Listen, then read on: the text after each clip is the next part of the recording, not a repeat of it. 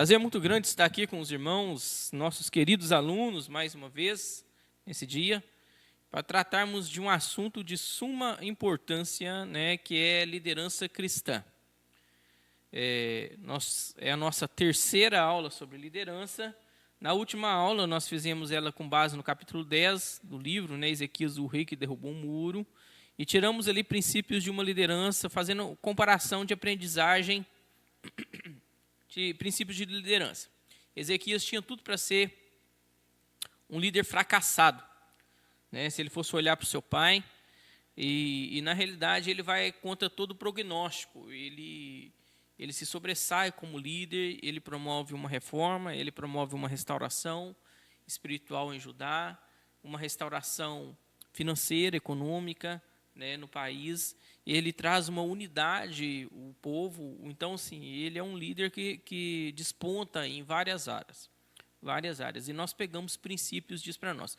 Hoje, na nossa terceira aula, nós vamos tratar de liderança bíblica, mas sobre um foco neotestamentário. Hoje nós vamos pegar, né, os princípios que o apóstolo Paulo passou tanto para Timóteo quanto para Tito. Então, hoje nós vamos agora ver requisitos de uma liderança bíblica sobre o foco do Novo Testamento, pegando os requisitos apontados pelo apóstolo Paulo naquilo que ele traz para Timóteo, né, e para Tito. Amém? Eu mandei a apostila aí hoje, né, eu não consegui mandar ela antes porque eu digitei ela hoje, né, peço perdão aos irmãos por isso, né, mas está aí disponível para os irmãos aí. Amém? Vamos lá então, direto na apostila. Já oramos, consagramos essa aula ao Senhor, que o Espírito Santo seja o nosso professor. Por se tratar de uma tarefa tão nobre e ao mesmo tempo com múltiplas responsabilidades, é que Paulo apresenta a Timóteo a lista de requisitos a ser preenchida por todo aquele que desejar tal ofício. Podemos observar em Atos 6 um modelo de liderança cristã nos requisitos para o exercício do diaconato.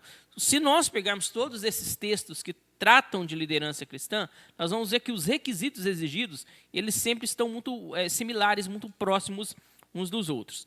Né? Para poder adiantar, eu coloquei aí a parte de Atos 6, o capítulo 6, do versículo 1 até o versículo 7. Vamos lá, acompanhando aí.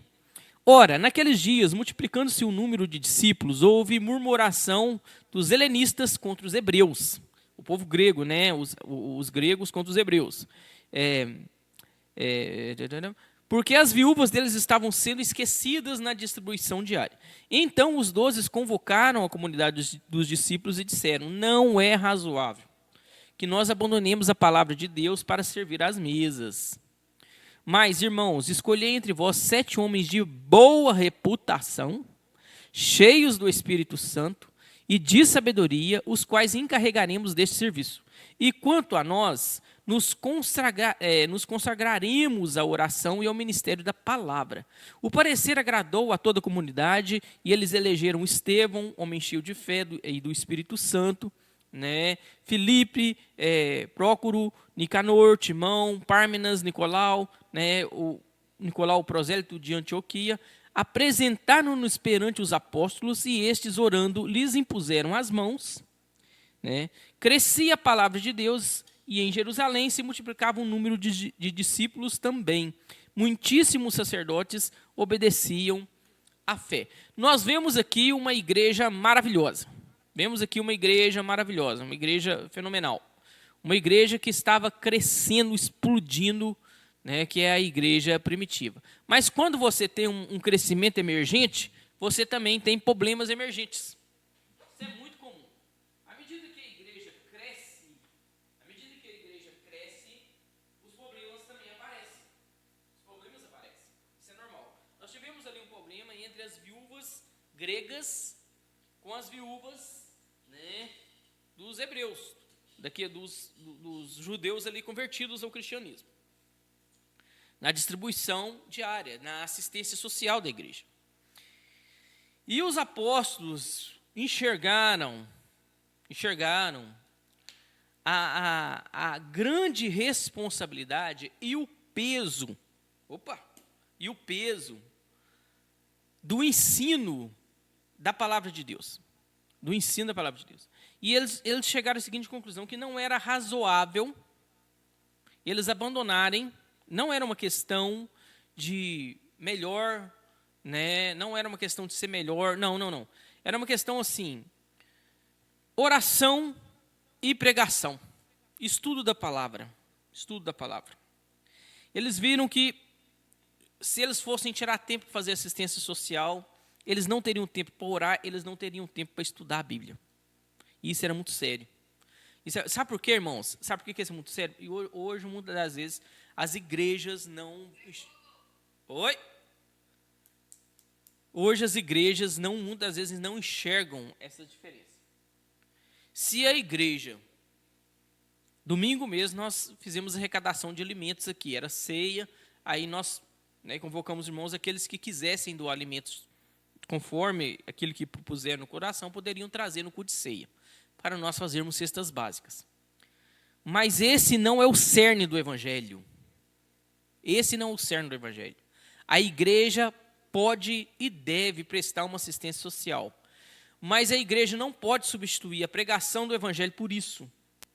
Porque a igreja é a única instituição, aqui eu vou usar a palavra instituição para ficar fácil de explicar, né? Mas ela é o corpo de Cristo. Mas a igreja é a única instituição no planeta incumbida de pregar o Evangelho. E qualquer outra ONG, qualquer outra assistente social pode distribuir cesta básica. Se a igreja colocar a pregação, né, do Evangelho de lado, a exposição da palavra de Deus, para simplesmente distribuir cestas básicas, ela abandonou a sua missão principal. Então os líderes ali da igreja primitiva, os apóstolos, eles enxergaram isso.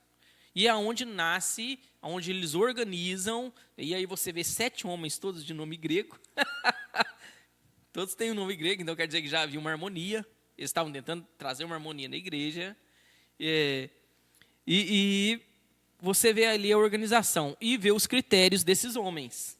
Os critérios para esses homens servirem as mesas para poder fazer essa assistência social, para poder estar ali socorrendo o povo. Enquanto, né, os apóstolos ficariam oração e estudo, pregação da palavra. Isso a igreja não pode abrir mão.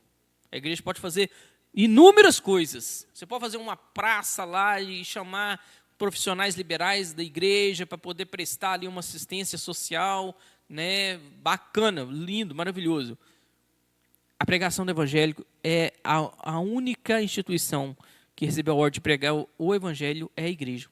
Ela não pode abrir mão disso. É para fazer outras coisas, mas disso ela não pode abrir mão. Essa é a pérola. Essa é a pérola, esse é o tesouro. Amém? E aí então, vamos lá, continuando. Ele inicia a lista de qualificações para o exercício da liderança como exigência geral, seguida por áreas específicas nas quais, né, o bispo, o líder, deveria ser irrepreensível. Vejamos à luz de 1 Timóteo, no capítulo 3, e Tito, as qualificações que tornam o líder, um presbítero, irrepreensível. Perfeito? Não. Perfeito não, mas irrepreensível. Vamos lá. 1 Timóteo, do capítulo 1, do capítulo 3 até o versículo 7. Esse eu não coloquei na apostila, não. Eu queria convidar você a abrir sua Bíblia aí. Aqui eu estou usando uma King James. Eu não uso ela no púlpito, não, porque quase ninguém usa, né, carrega. Mas para estudo é a Bíblia que eu mais gosto, a versão que eu mais gosto, uma King James. Né, era a Bíblia preferida do Charles Spurgeon também, e a linguagem é muito boa. 1 Timóteo, capítulo 3, né? Espero que os irmãos tenham encontrado aí. Nós vamos ler do versículo 1 até o versículo 7, tudo bem? Recomendações aos líderes, é o título. Esta é uma declaração digna de todo critério. Se alguém almeja o episcopado, de fato deseja uma coisa excelente. É fundamental, pois, que o bispo seja irrepreensível, marido de uma só esposa, equilibrado, tenha domínio próprio, seja respeitável, hospitaleiro, capacitado para ensinar. Não deve ser apegado ao vinho, nem violento, mas sim amável, pacífico e não amante do dinheiro. não avarento, né? O bispo deve também governar bem a sua própria família, sabendo educar os seus filhos, né? Eles serem submissos com todo respeito.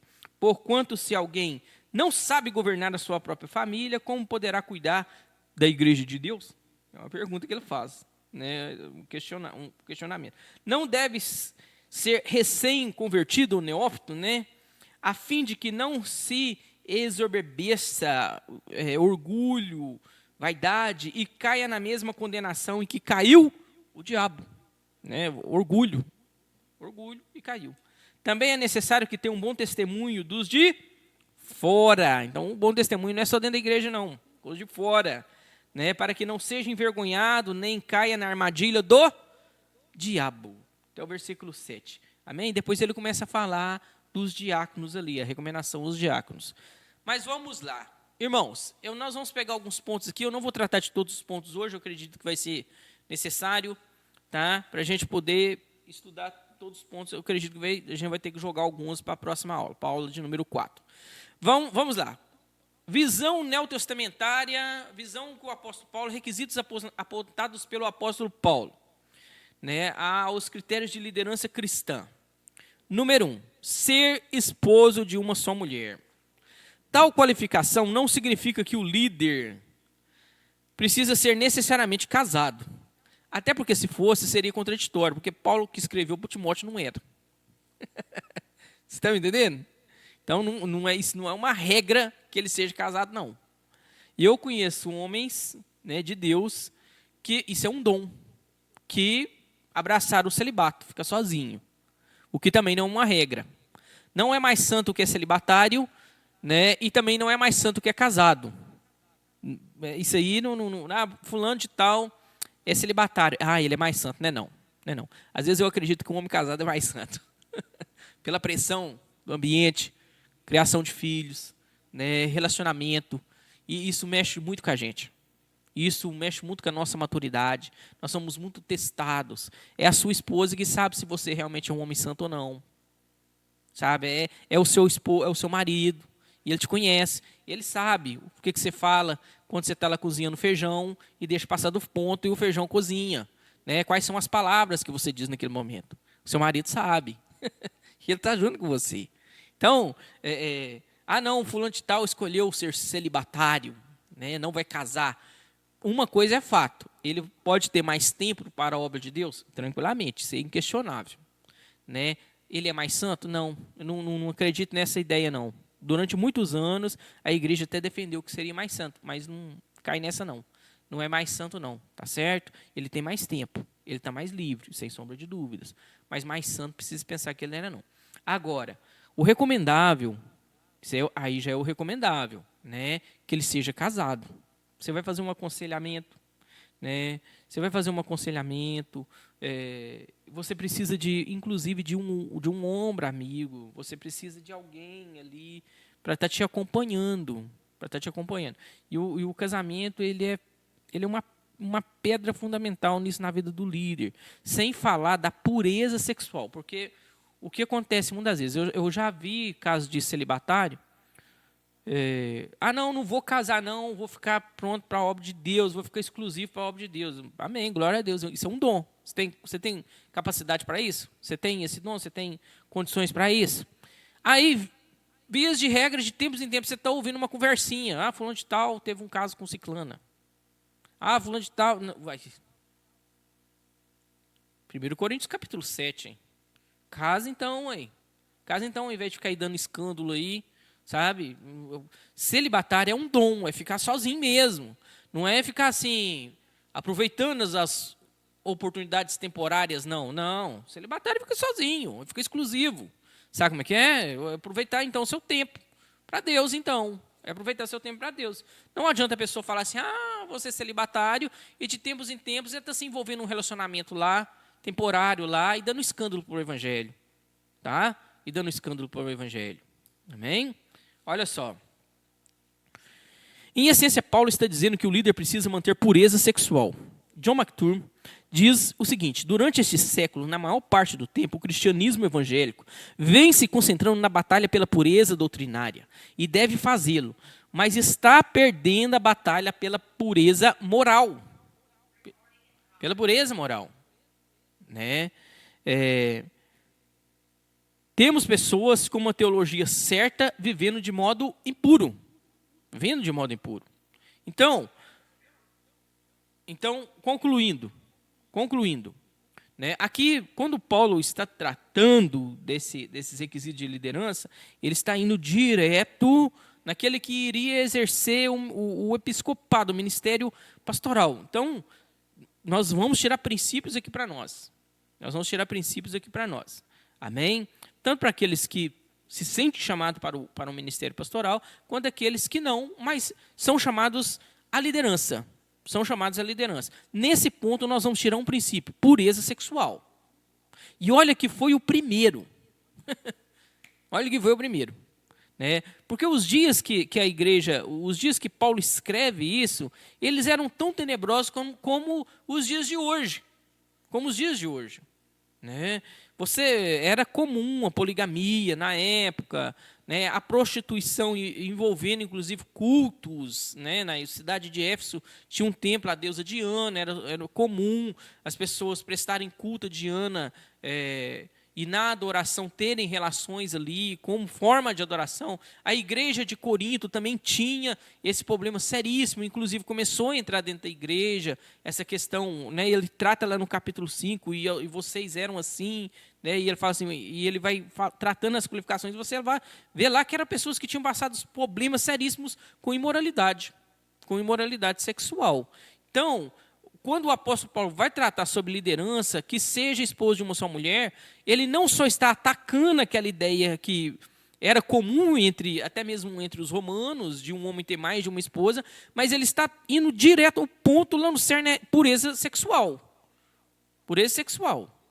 Né? Um líder, ele tem que ser uma pessoa madura e pura, né? E lutar contra o pecado em todos os sentidos. Né? Em todos os sentidos da sua vida. Continuando. Número 2. Temperante. Descreve alguém que não é dado a excessos e que está em pleno domínio da sua capacidade racional. Trata-se de uma pessoa equilibrada, que se autodomina. Irmãos, eu vou contar um caso prático para vocês. Um caso que aconteceu comigo. Se os irmãos não estiverem ouvindo, manda um recado aí, alguma coisa assim, mas eu vou contar um caso prático aqui para os irmãos aqui. Quando nós fomos construir, essa sala que eu estou transmitindo aqui é um gabinete pastoral. Nós construímos um gabinete pastoral, aqui tinha o espaço, já tinha algumas paredes levantadas, e nós damos acabamento, construímos o gabinete pastoral. E aí, nesta obra, nós também fizemos um serviço, dava infiltração nas paredes do primeiro andar da igreja e estava destruindo as paredes todas, principalmente as paredes da cozinha. E aí, então, eu pedi à proprietária do lote para nós entrarmos lá, porque não tinha, era um lote vazio, até hoje é um lote vazio, não tem nada, é só umas bananeiras. Eu pedi autorização para entrar no lote e fazer um buraco na beirada do alicerce para a gente poder tratar o alicerce e tratar essa infiltração. Ela concedeu, eu ainda tive o zelo de conversar com ela os áudios, gravei os áudios, porque eu sou meio criterioso nesse sentido. Né? E conversei com ela, e ela autorizou. Falei assim, nós vamos rasgar do início da igreja até o fundo do lote, para a gente poder tratar assim assado. Irmãos, transparência, conversei com ela. Né? No dia que começou a furar, quando furou, a máquina veio cá e furou do lado da igreja. Meu Deus do céu. A mulher ligou para mim, falou que ia chamar a polícia para mim, e que eu tinha mentido para ela, que na realidade eu iria passar um encanamento de esgoto dentro do lote dela, sabe? Não, foi coisa assim, feia, mas feia mesmo. Né? O que eu fiz? Qual foi a primeira coisa? Fez umas acusações bem pesadas mesmo na hora. O que eu fiz? A primeira coisa que eu fiz foi, né, ajoelhar e orar. Né? Senhor, o Senhor conhece meu coração, eu não estou fazendo nada disso. né? E além do mais, né, nós pedimos autorização. Né? Eu não conversei com ela por telefone. Falei assim, não, onde que a senhora está? Né? Eu estou em tal lugar. Não, eu vou ir conversar pessoalmente com a senhora. Eu vou ir conversar pessoalmente com a senhora. Cheguei, né? Quando eu falei que vou conversar pessoalmente com a senhora, quando eu cheguei estava ela, o marido dela, né? Aí o tom da voz dela já foi diferente. O tom da voz dela já foi diferente. Né? Eu falei assim, olha aqui, eu pedi autorização à senhora. Eu falei para a senhora que nós iríamos furar. Eu passei para a senhora a metragem. A senhora autorizou.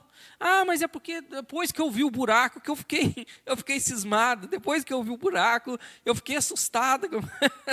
Mas eu conversei com a senhora. Eu não falei com a senhora.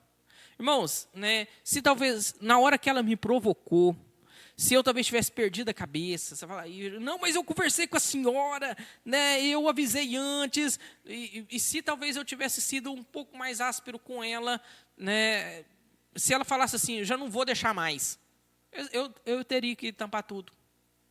Já não vou deixar mais, né, nós teríamos um sério problema aqui em Araújos. Teria um sério problema. Então, às vezes, a gente, diante do caos, às vezes se instala um caos ali, a gente tem que ter uma temperança para conversar, a gente tem que ter um certo domínio próprio para conversar.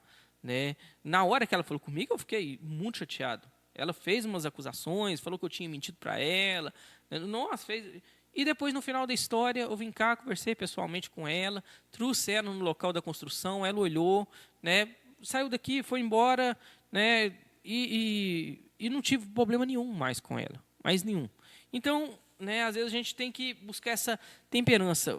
O líder, você vai enfrentar crises com seus liderados.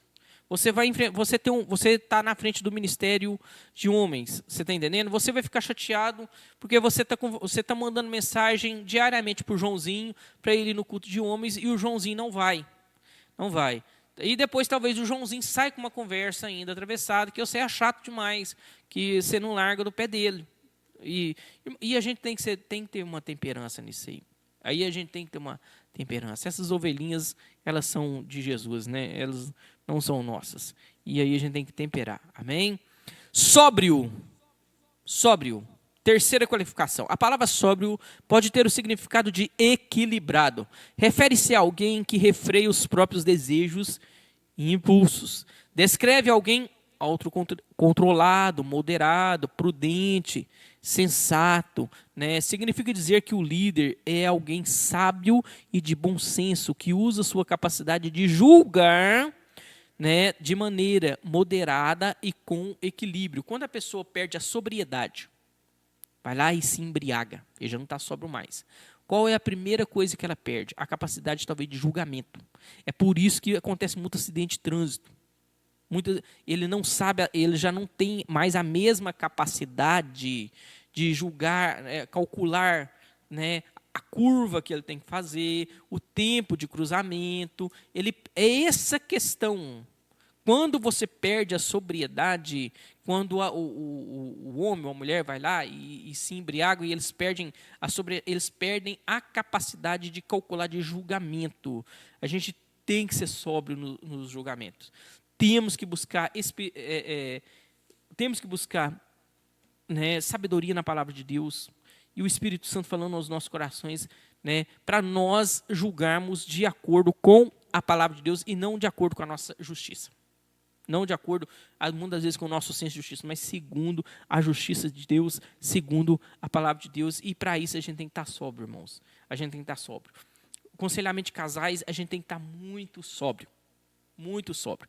Né? A mulher chega para você e ela começa a chorar e ela vai falando. E a primeira pergunta que você faz, onde está seu marido? Eu preciso de ouvi-lo, eu quero ouvi-lo. Essa balança não pode ficar desigual. Eu preciso de ouvi-lo também. Eu posso acreditar e pode ser tudo verdade o que a senhora está me falando, mas eu preciso de ouvi-lo. Essa balança não pode ser tratada de maneira desigual. Os irmãos estão me entendendo? A gente tem que ter muito cuidado nesses julgamentos. E, inclusive, quando um líder administra outros líderes e talvez comece a surgir problema entre líderes. Aí que você tem que ser sóbrio mesmo. Aí que você tem que ser, né, sóbrio, né, você tem que ter um controle, buscar uma sabedoria de Deus, né, para poder ali destilar a palavra de Deus que venha acalmar e direcionar o coração desse povo. Que venha direcionar o coração desse povo. Acontece muito. Né? Uma igreja em crescimento é problemas na certa. Na certa. Isso aconteceu com a igreja primitiva, isso acontece conosco. Né? Isso acontece conosco. Vamos lá. Continuando. Modesto. Na língua grega, né, a palavra modesto, o ko-ismion, este termo traduz um homem que tem um comportamento honroso e respeitável. O líder deve ser alguém que tem o seu caráter, né, adornado pela vida de Cristo nele. Suas atitudes refletirão sempre sabedoria, humildade, justiça, bondade, amor e compaixão. Sabe o que eu vejo, às vezes, falta de modéstia de alguns líderes? É pecado um pastor, um líder, comprar um carro zero? De forma nenhuma. De maneira nenhuma. Irmãos, de maneira nenhuma. Agora, imagine a seguinte situação. Ele é líder, ele é pastor numa igrejinha do interior. E os irmãozinhos, a maioria ganha salário mínimo, um salário mínimo e meio, tem lá as viúvas, né, tem lá os aposentados, e as viúvas e os aposentados são os mais fiéis em dízimos e ofertas. Tá? Isso não é um problema local de Araújos, não. Mas nós estamos tendo um problema seríssimo, de uma forma geral, com os nossos jovens em se tratando de dízimos e ofertas. Porque hoje tem uma geração de líderes, de pastores, que tem medo de tratar de dízimos e ofertas, né, e tomar esse jargão neopentecostal, né, de querer locupletar, de enriquecer isso na igreja. Isso é fato. Isso é fato. E aí, às vezes, abre mão de ensinar as novas gerações sobre dízimos e ofertas. E os nossos jovens estão crescendo, quer fazer faculdade, quer emprego bom, e a maioria dos jovens dentro das igrejas não querem ser dizimistas e ofertantes. E isso é um problema. Né? E aí, voltando lá para o nosso assunto. E aí, o pastor, ele está lá na igrejinha, né? Os irmãozinhos têm uma renda mais ou menos isso aí, são sempre pessoas mais humildes. Mas esse pastor, por ele ter recebido uma herança, ter ganhado uma doação, ele quer comprar um carro lá e ele quer comprar uma Hilux do ano. Quer comprar uma Hilux Sport, né? E para ele, tem vontade de ter uma Hilux Sport.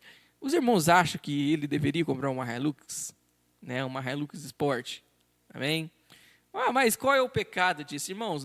O cristianismo, né? O grande escudo é o amor. É o amor. Pelo amor, né, nós deixamos de fazer coisas que, inclusive, talvez não seriam pecados, mas nós deixamos de fazer pelo amor. Pelo amor. Isso, muitas vezes, é ser modesto. Isso é ser modesto.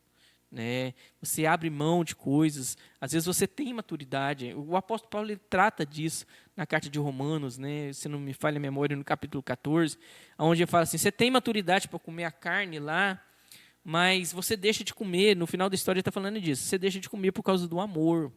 Por causa do amor a quem? Por causa do amor aos irmãozinhos, aos neófitos, aos novos convertidos.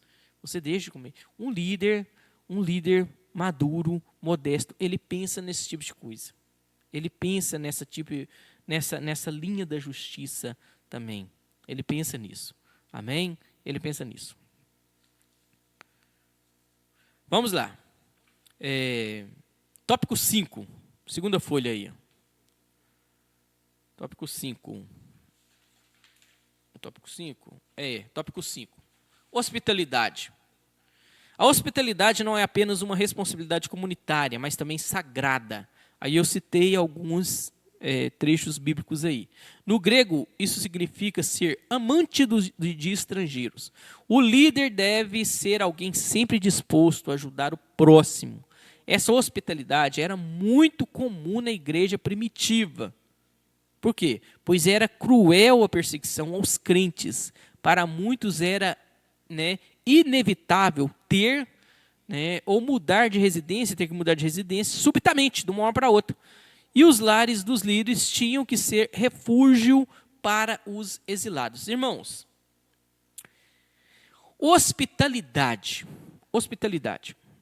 Quando nós vemos hospitalidade, a primeira ideia que nos vem é da pessoa abrir as portas da sua casa para alguém. Essa é a ideia inicial. Amém? Essa é a ideia inicial. Correto. Agora, vamos tratar de uma realidade. Vamos tratar de uma realidade.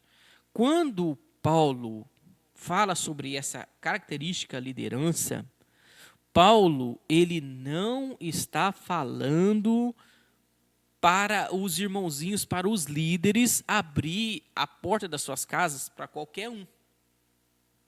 Não é isso, não. Não é isso. O Império Romano já estava apertando o cerco contra os cristãos. E o povo judeu também. Né? Isso não era novidade para ninguém. Às vezes uma pessoa, é por isso que o apóstolo Paulo ele trata disso lá no capítulo 7 de Coríntios. Né? Se houver repúdio, que se casem, mas se casem no Senhor. Quando ele está falando de repúdio aí, era o abandono mesmo. A mulher se converteu ao cristianismo, o marido não quer saber mais dela e mandou ela embora.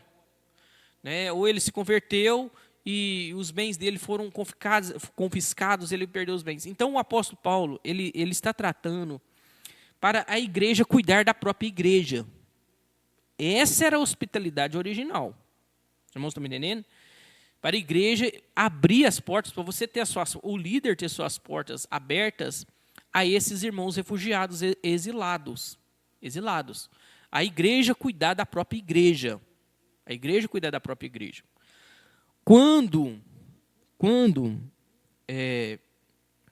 nós tivemos a oportunidade de construir o gabinete pastoral, a ideia foi a seguinte. Chega uma pessoa estranha, um visitante, que você nunca viu, primeira vez. Ele chega aqui, ele quer conversar com o pastor, ele quer pedir um aconselhamento. Eu trago ele para o gabinete pastoral. Eu trago ele para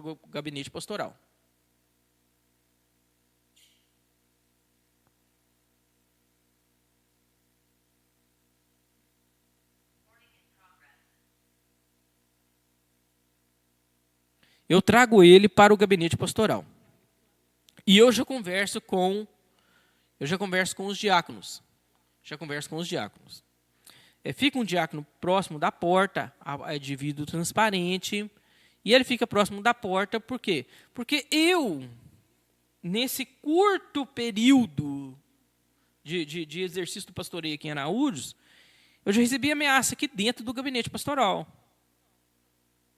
E você já imaginou se eu tivesse levado essa pessoa lá para dentro da minha casa, com a minha esposa lá, com os meus filhos lá? Então, a gente tem que ter, né, simples como uma pombra e prudente como uma serpente. Se é um irmãozinho, querido, amado, ou até mesmo uma pessoa que eu conheço aqui da comunidade, eu levo ele lá em casa. Tomo um cafezinho com ele. Se é uma coisa rápida durante o culto, traga ele aqui. Se é um estranho, se é uma pessoa estranha, que a gente tem que ter cautela, é aqui no gabinete pastoral. Se for uma mulher, é lógico que, né, o correto é que a minha esposa esteja junto. Ou, no mínimo, um casal. Igual nós estamos com um bebê, às vezes, nem sempre a minha esposa consegue me acompanhar. Aí eu chamo, né, um casal para acompanhar. Se é uma senhora, para já evitar problemas. Aparência do mal, falação, né, e para evitar isso. O que acontece é que muitas das vezes, os líderes ficam levando. Eu queria que os irmãos ouvissem isso com muita sabedoria e maturidade. Ficam levando qualquer tipo de pessoa na sua casa. Nós servimos o Senhor, devemos amar as pessoas, sem sombra de dúvida, mas temos que ter cuidado. Temos que ter cuidado com as nossas casas, com os nossos filhos. Os homens líderes, principalmente com as suas esposas. Você leva um camarada estranho lá, né? Às vezes você não percebe, a sua esposa fala para você: não gostei daquela pessoa. A questão não é que ela, né, a mulher tem um senso, tem um sentido diferenciado nisso. Ela sabe que talvez ele olhou para ela de uma maneira diferente. Ele olhou para ela de uma maneira diferente. Os irmãos estão me entendendo? Então a gente tem que buscar muita sabedoria nisso. É um irmãozinho que você conhece, é uma pessoa, até da comunidade que você conhece. É lógico que você vai exercer a hospitalidade no sentido talvez de recebê-la na sua casa. Mas já chegou casais de missionários aqui, em Araújos, né? Irmãos, e eu não confiei neles e não levei eles na minha casa. Não levei. Sabe? E porque eu comecei a fazer perguntas assim: mas vocês estão subordinados, vocês estão ligados a qual ministério? E cococó. Aí começou a gaguejar, que negócio. Não. Opa, calma lá. Tá? Né? Irmãos, a gente tem que buscar a sabedoria de Deus e prudência. Né? Tem pessoas que estão rasgadas, feridas, que precisam de um abraço, de um aconselhamento, né? E nós estamos aqui para a glória e para a fama do nome de Jesus e para exercer liderança servindo. Mas isso não quer dizer... Por que eu estou estendendo um pouco mais nesse assunto aqui? Porque eu já vi. Por que eu estou estendendo...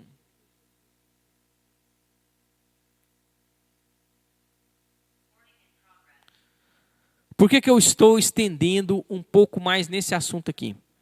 Porque eu já vi líderes, pessoas enfrentarem problemas sérios, porque qualquer um que aparecia, ele levava para a casa dele. Qualquer um que aparecia, ele estava levando lá para dentro da casa dele. Cuidado com isso. Isso não é hospitalidade. Tá? Isso aí não é hospitalidade. Isso é muitas das vezes pode ser uma irresponsabilidade. Então, líderes, tenham cuidado com isso. Homens, líderes, cuidem, protejam as suas esposas e protejam os seus filhos. Você vai fazer aconselhamento com um casal. Você sabe que certamente vai ter ali atrito, conflito entre os dois. Os dois vão falar, vão xingar. Você vai levar isso para dentro da sua sala, para os seus filhos ficarem assistindo uma coisa dessa? Você não vai deixar de aconselhar eles, você não vai deixar de abraçar eles, você não vai deixar de exortar eles dentro da palavra de Deus, mas você vai proteger seus filhos de ficar presenciando essa situação. Você vai proteger eles. Exerça a hospitalidade de uma maneira sadia, santa e sábia. Amém? E sábia. Continuando, eu vou tratar aqui só mais do apto para ensinar. Tópico 6, apto para ensinar. Como já sabemos analisar, como já podemos analisar, não podemos, né, e a Bíblia também não exige que todo e qualquer líder, tenha um profundo conhecimento de teologia, pois existem aqueles que foi confiada a responsabilidade de trabalharem exclusivamente no ensino. Todo líder tem que ter um profundo conhecimento de teologia? Não precisa. Mas, né? Agora, na palavra e no ensino. Não obstante, devemos entender que todo líder deve ser capaz de defender, né, as principais doutrinas da fé. Se ele é líder, ele tem que saber manejar bem a palavra. Ele não precisa ser um teólogo, não. Tá? Ele não precisa ser um teólogo, não. Mas ele tem que saber manejar bem a palavra. E não ter que se envergonhar. Que é outro ponto que o apóstolo Paulo aponta lá, né? Passa para Timóteo, desculpa. Passa lá para Timóteo lá. Então, os fundamentos da fé, ele tem que saber. A divindade de Cristo. Plenamente Deus, plenamente homem. A ressurreição. Né, pontos essenciais da fé, ele tem que saber. As ordenanças, né, alguns chamam de sacramentos, outros chamam de ordenanças. Tem que saber. Espírito Santo de Deus, né? Quem é o Espírito Santo de Deus? Você vai seguir a onda aí dos TJ aí, dos Testemunhos de Jeová, né? É uma força, é o que é, né? Os princípios, e são princípios elementais da fé, né? Fundamentais da fé. O líder tem que saber. E ele tem que saber, irmãos. E tem mesmo, tá? Isso aí ele tem que saber, tá bom? Chega um Testemunho de Jeová lá, né? E começa a ministrar heresia. Só um minuto aqui. Começa a ministrar heresia um novo convertido, tá? E começa a ensinar para esse novo convertido que Jesus, né? Tradução do Novo Mundo, Deus de letra minúscula, Deus miúrgo, tá entendendo? Que ele não é plenamente Deus, assim, né? Ele foi um bom homem, um grande profeta. Na realidade, ele é até o anjo Gabriel, né? Eles defendem isso. Bom, você tem que chegar lá, abrir e destrinchar a Bíblia para ele e mostrar para ele por que é heresia. Sabe? E mostrar para ele o que é heresia, palavra de Deus, né? E espantar isso aí, o líder. Seja o líder de jovens, seja aquele que esteja ministrando para homens, ministrando para mulheres, né? Aquele que está ali auxiliando na organização do ministério de louvor, os princípios elementais da fé, ele tem que saber defender. Isso aí ele tem que saber defender.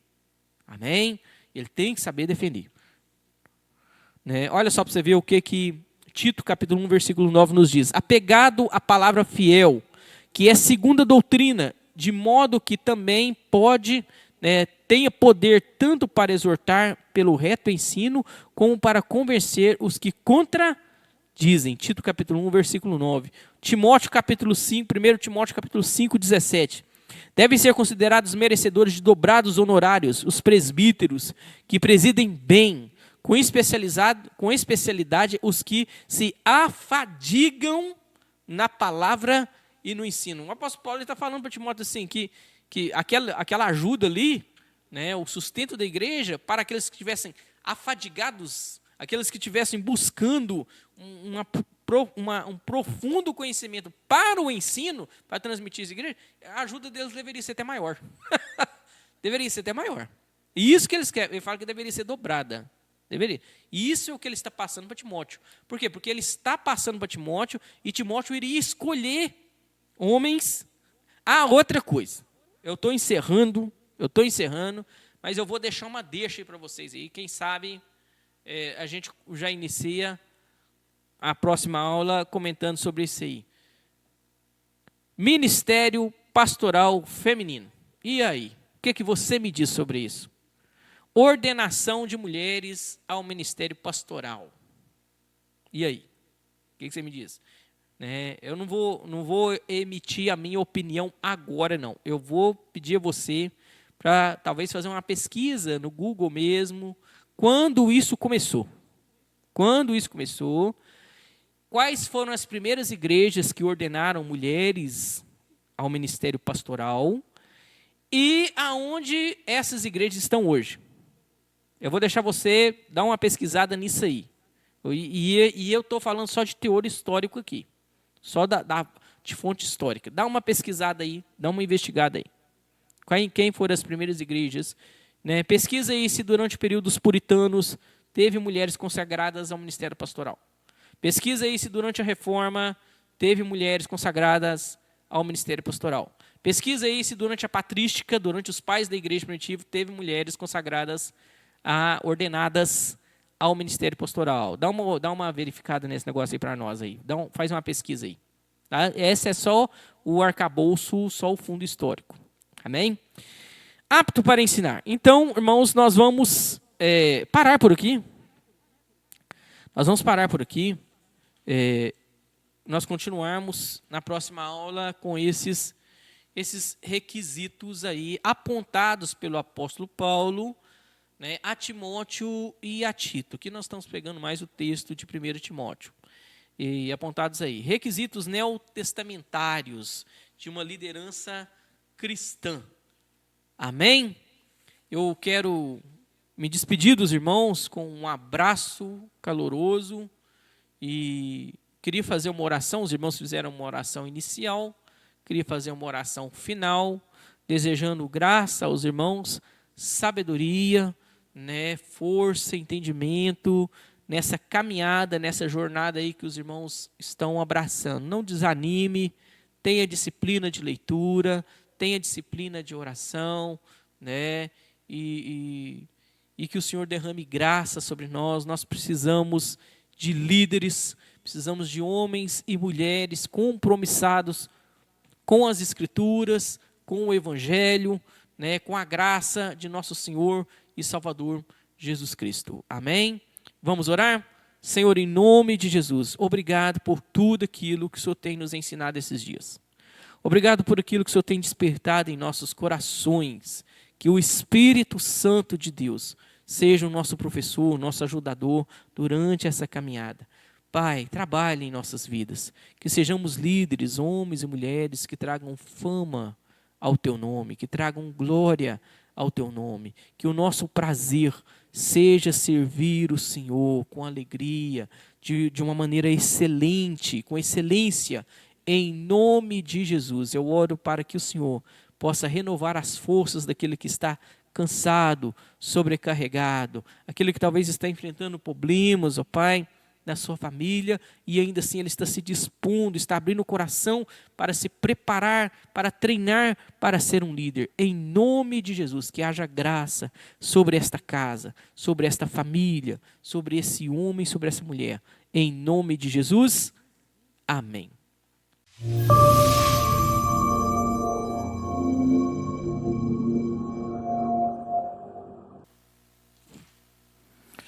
Senhor, em nome de Jesus, nós consagramos ao Senhor esse tempo de estudo.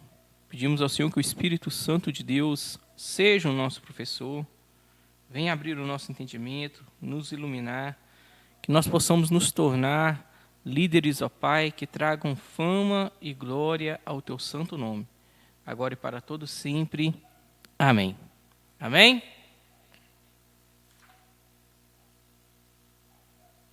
Vamos lá? A paz do Senhor, nossos caros e preciosos alunos, né? Nós estamos aqui hoje para terminar essa parte de liderança sobre a visão neotestamentária, pegando aí os princípios de liderança que o apóstolo Paulo escreve para Timóteo e para Tito. Para Timóteo e para Tito. Nós já percorremos, né, um caminho juntos, falamos sobre diversos focos diferentes de liderança, e agora estamos tratando de uma maneira objetiva essa liderança neotestamentária. Nós vamos ler o nosso texto base, para a gente poder, pelo menos, nos lembrar, né, dos requisitos elencados aqui no texto, e depois nós vamos continuar a partir do ponto em que nós paramos. Um abraço a todos os nossos alunos, é um prazer muito grande estar aqui com os irmãos, amém? Vamos lá, 1 Timóteo capítulo 3. Nós vamos ler do versículo 1 até o versículo 7. Se você tiver com a sua Bíblia aí, abra a sua Bíblia para você acompanhar. Amém? Vamos ler. 1 Timóteo capítulo 3, versículo 1. Esta recomendação aos líderes. Esta é uma declaração digna de todo crédito. Se alguém almeja o episcopado, de fato deseja algo excelente.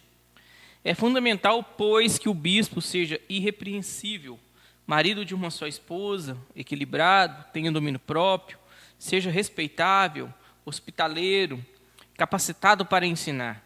Não deve ser apegado ao vinho, nem violento, mas sim amável, né, pacífico e não amante do dinheiro. O bispo deve também governar bem a sua própria casa, sabendo educar os seus filhos, né, a lhes serem submissos com todo respeito. Porquanto, se alguém não sabe governar a própria família, como poderá cuidar da igreja de Deus? Não deve ser recém-convertido, a fim de que não se exorbebeça, né, orgulho, e caia na mesma condenação em que caiu o diabo. Também é necessário que tenha bom testemunho dos de fora, para que não seja envergonhado, nem caia na armadilha do diabo. Nós vamos ler, depois ele começa a falar dos diáconos, nós vamos ler até o versículo 7. Amém?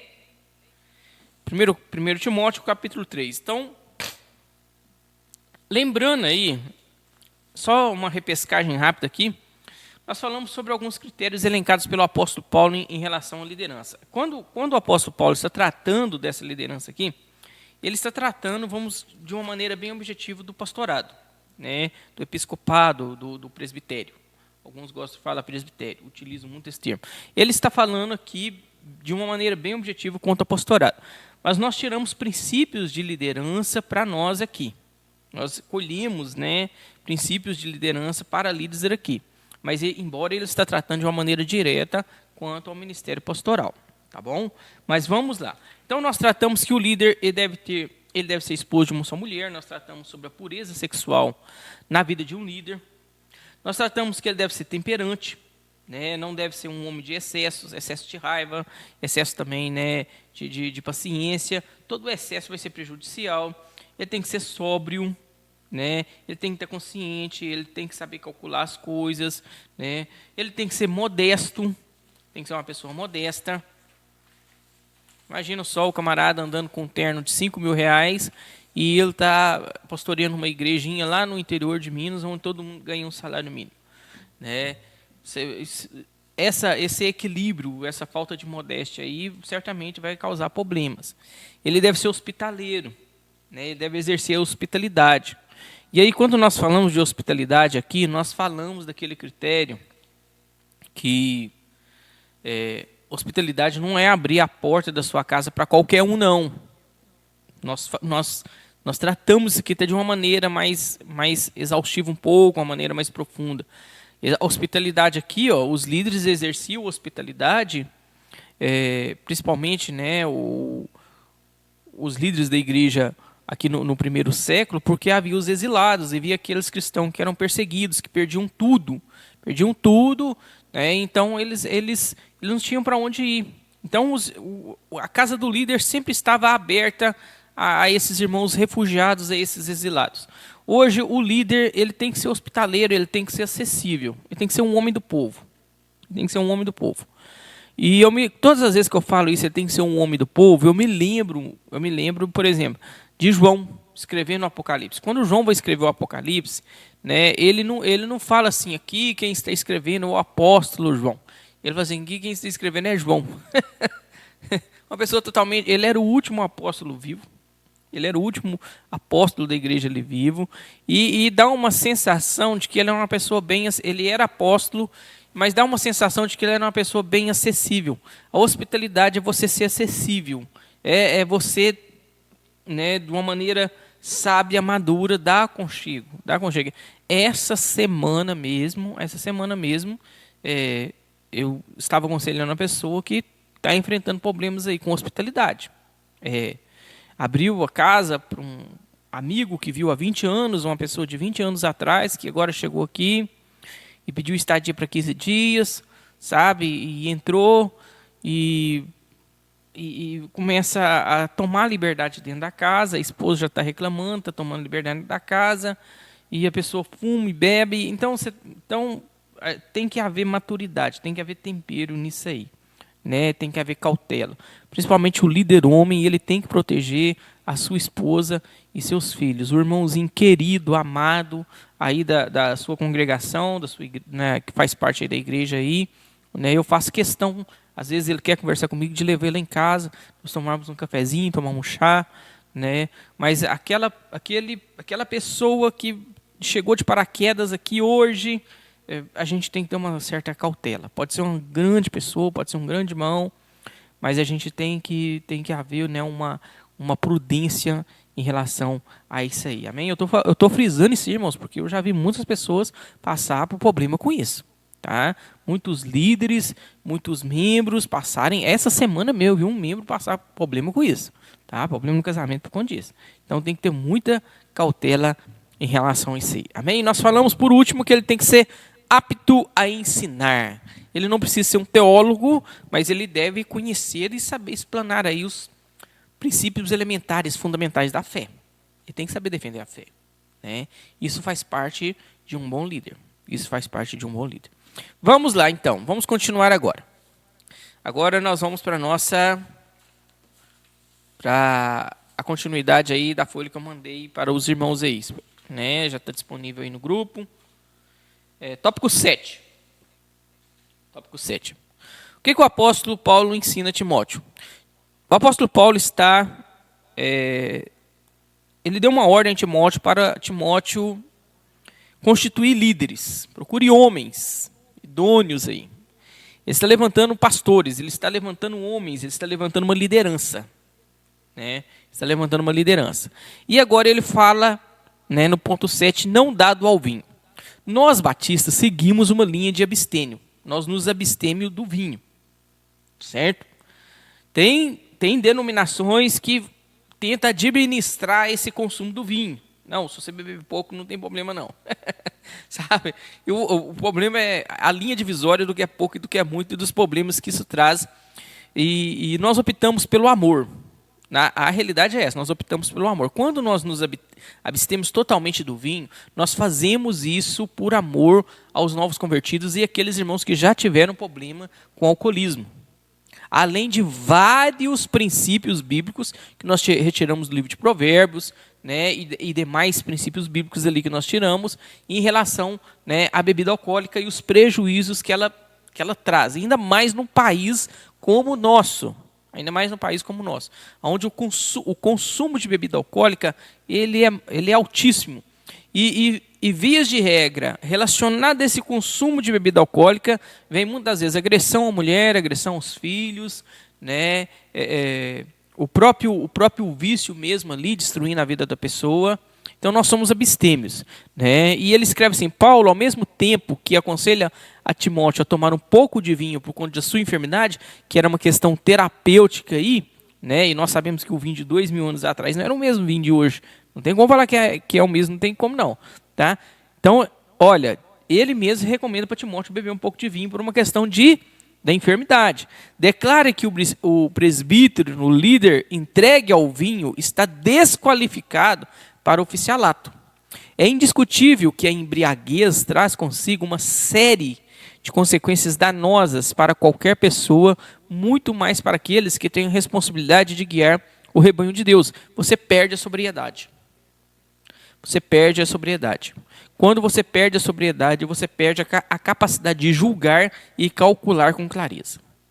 Esse é o problema. É por isso que envolve muito acidente de trânsito, né, o consumo de bebida alcoólica. Porque o camarada ele não consegue, às vezes, calcular com exatidão, com clareza, distância, tempo. Né, e sem falar a reação que isso pode dar em diversas pessoas. É diferente de uma pessoa para outra, mas tem pessoas que são extremamente dóceis e quando bebe um pouco de bebida alcoólica, ele se torna extremamente agressivo. Então, a pessoa perde a sobriedade. Né? Nós tiramos um princípio disso aí. Nós temos que ser sóbrios, nós temos que estar conscientes, nós temos que estar acordado, totalmente ciente do que está acontecendo ao nosso redor. Né? Totalmente ciente daquilo que está acontecendo ali no ministério onde você exerce liderança. E se você perde a sobriedade, você perde essa visão, você perde esse juízo, você perde essa capacidade de calcular com clareza. Amém? Não pode ser arrogante. Arrogante é o tipo de pessoa obstinada em sua própria opinião, teimosa, pretensiosa. Descreve uma pessoa que está sempre disposta a golpear, sempre carregada de ira e que constitui a sua própria autoridade. Né? Arrogante descreve um homem, né? Eu coloquei um não aí, mas descreve um homem que se recusa a dar ouvidos a outros. O não aí não existe não, tá? Foi erro de digitação mesmo. O arrogante descreve um homem que se recusa a dar ouvido a outros. Ele não abre mão de suas verdades. E está sempre defendendo apenas os seus interesses, em detrimento dos direitos, sentimentos e necessidades dos outros. Todo líder, seja em qual área que estiver atuando, pode ser fora da igreja, pode ser um líder lá do seu setor de trabalho. Se ele se tornar uma pessoa arrogante, ele se isola. Ele está sozinho. Tudo é ele. Só ele e mais ninguém. Só ele que está certo. Né? Ele é como o professor Girafales. Não sei se vocês aí se lembram, né, do professor Girafales. O professor Girafales, num dos episódios do Chaves, ele diz que O dia que ele pensou que ele estava errado, né, ele se enganou. Na realidade, ele estava certo. Tem pessoas que são assim, sabe? O dia que ele... Nossa, hoje eu estava errado. Na realidade, né, ele se enganou, ele estava certo. Tem pessoas que não erram. Tem pessoas que querem andar sozinhas. Tem pessoas que... Talvez a experiência que eles adquiriram faz a pessoa se tornar uma pessoa arrogante. E experiência é uma coisa complicada. Porque experiência não tem como, no exercício da liderança, você pegar toda a experiência que você mesmo vivenciou, ou que outro vivenciou, e aplicar, às vezes, um caso ali que você está resolvendo, ou que você está vivenciando. Porque sempre vai haver variáveis, porque são pessoas, e pessoas são totalmente diferentes umas da outra. Pode parecer. Você pode olhar para o que um líder fez e tirar princípios do que esse líder fez. Você pode olhar para o que um líder fez de errado, né, e saber, isso eu não posso fazer. Isso é normal. Mas você não pode pegar um caso prático, que um problema que um líder enfrentou numa área lá do ministério lá, e falar assim, não, já sei o que eu vou fazer exatamente igual fulano. Não, isso não funciona. Cada experiência é experiência diferente. Tá certo? E muitas vezes as pessoas se tornam arrogantes. Não, que eu sei, eu já passei por isso, você tem que fazer assim, assim, assado. Cuidado. Cuidado com isso. Cuidado com isso. Tem pessoas andando sozinhas, tem pessoas ficando sozinhas por conta da arrogância. Por conta da arrogância. Só ele que sabe, só as experiências dele que são melhores. Um bom líder, ele não é arrogante. Um bom líder, ele tem as orelhas grandes. O que eu quero dizer com isso? Ele sabe ouvir. Um bom líder tem bons conselheiros. Um bom líder procura bons conselheiros. Bons conselheiros. Né? Ouvir pessoas diferentes sobre, né, pontos de vista, às vezes diferentes, sobre o mesmo fato, é bom. A palavra de Deus vai prevalecer, sem sombra de dúvidas. Mas você ouvir pessoas mais experientes que você ouvir pessoas que é bom. O que você não pode fazer é isso. Não, vou pegar o que fulano 3 e vou aplicar aqui direto. Não, calma lá, não é assim não. Quando eu olho, eu já citei esse caso aqui, e vou citar novamente. Quando eu olho para Epáfras, aquele pastor, né, aquele homem que plantou a igreja lá em Colossos, plantou Heráclito, plantou uma igreja em Laodiceia, planta 3 igrejas. E depois a igreja de Colossos começa a passar problemas. Ela começa a viver um pragmatismo religioso. Chega ali falsos mestres, falsos profetas, que ensinam que eles precisavam de Jesus mais alguma coisa. Eles precisavam guardar as festas judaicas, a lua, o sábado. Eles não podiam comer isso, eles não podiam colocar a mão naquilo outro. Né? Então, o que Epáfras faz? Ele sai lá de Colossos, ele vai até Roma. 1.600 quilômetros, para buscar uma ajuda ali com o apóstolo Paulo. O apóstolo Paulo certamente nunca colocou os pés naquela igreja. E Epáfras, ele fica ali preso com Paulo, esperando ele escrever a carta para ele levar novamente para Colossos. Então, não pense que você é a última bolacha do biscoito, não. Tem gente mais experiente que você, tem gente com uma carga espiritual maior, você deve ouvi-los, né? Você deve aprender com eles. Não seja arrogante, não seja arrogante. E isso é um ponto importantíssimo para a vida de um líder. Importantíssimo. Continuando, tópico 9. Inimigos de contendas. Descreve o líder que está sempre dando lugar à argumentação, discussão e briga. São desqualificados como líder no corpo de Cristo. O líder é alguém que deve se esforçar para preservar o vínculo da paz. Aí, né, ele sempre está dando oportunidade para discussão. Uma coisa é defesa da fé. Homens de Deus discutem. Se eu falar que não discutem, eu vou estar mentindo. Homens de Deus discutem? Discutem. Se você pegar o capítulo 7 de Atos, você vai ver Estevão, um diácono, um homem de Deus, que fazia sinais e prodígios. Ele está discutindo ali, né, com os judeus. Ele está diante do sinédrio e ele está discutindo. Mas o que ele está fazendo? Ele está defendendo ali a palavra de Deus. Ele está defendendo. Agora nós vamos abrir uma enquete aqui sobre pré-tribulacionismo, pós-tribulacionismo, E ele permite que isso inflame tanto que há uma divisão entre os irmãos quando diz, não, isso é besteira. Isso é besteira. Tá certo? Essas coisas aí, né, você estuda, você aprende, né, mas você não pode deixar criar uma divisão por conta disso, não. Né, você não, de maneira nenhuma. Então, o bom líder, ele sempre é um bombeiro que está jogando água no fogo. Sempre está jogando ali para apagar fogo. Né? Ele é um pacificador. O bom líder, ele é um pacificador. Né? Bem-aventurado os pacificadores. Ele é um pacificador. Né? Ele sempre está ali trazendo uma maneira de conciliar, uma maneira de trazer a paz, de promover a paz, sem perder os princípios da palavra de Deus, é lógico. Sem abrir mão daquilo que é a palavra de Deus, é lógico. Tá bom? Porque muitas vezes um líder, o bom líder, ele vai ter que fazer uma escolha entre a amizade ou aquilo que a palavra de Deus diz. E aí? Né? O bom líder vai escolher a palavra de Deus. O bom líder vai ficar com a palavra de Deus. E talvez vai perder uma amizade. E talvez perde uma amizade de anos.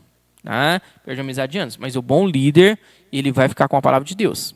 Tá? Ele não vai excomungar, ele não vai bater, não vai agredir fisicamente ninguém, mas ele vai ficar com a palavra de Deus. Tá bom? Ele vai ficar. No que depender dele, ele vai seguir a paz com todos.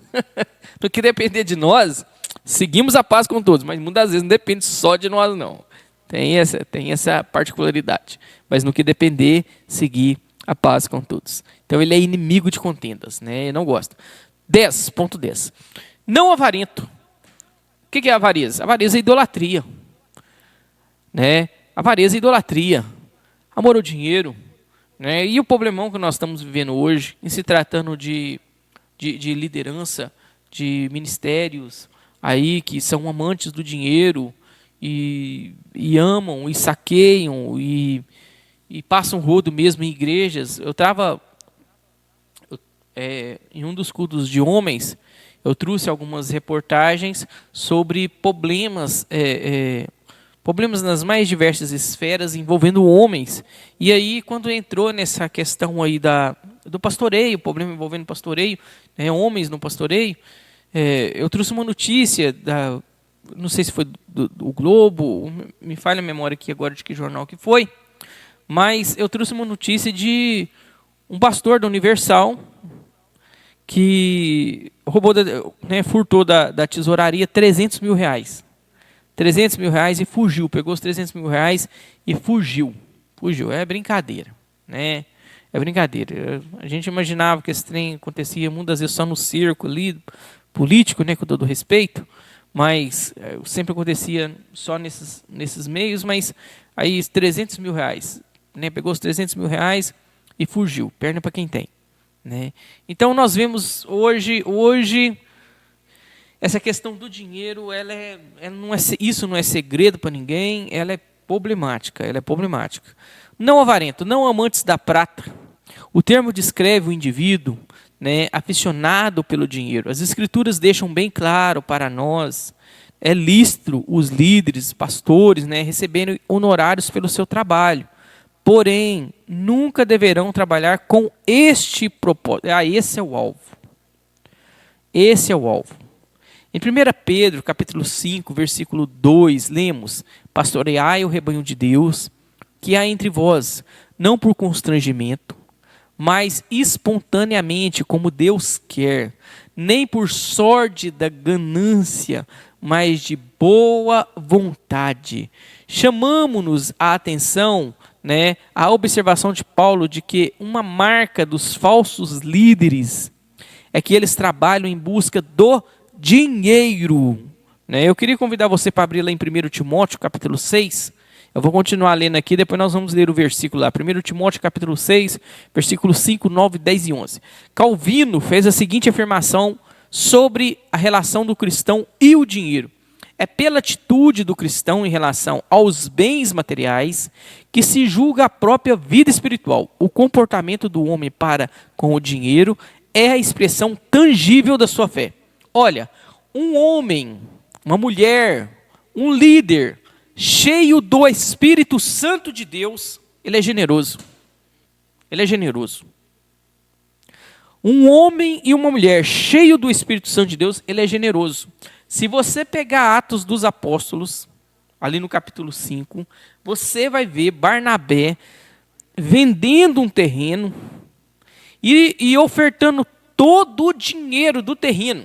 Todo o dinheiro. Ele chega e oferta aos pés dos apóstolos todo o dinheiro. É no capítulo 4. E no capítulo 5, você vê quem? Ananias e Safira, um casal, tentando copiar essa generosidade. Eles vendem um terreno, oferta parte, fala que ofertou tudo. E aí nós temos ali o capítulo 5, o apóstolo Paulo, a liderança da igreja, chegando ali para exortar, para disciplinar, né? Primeiro ele vai no Ananias, né? E não há um arrependimento, não há ali uma mudança, e ele morre. Ele morre. Por quê? Porque ele mentiu o Espírito de Deus, ele mentiu a Deus. Ele mentiu a Deus. Ainda nós temos até essa questão de paracletologia dentro desse texto. E ele mentiu a Deus.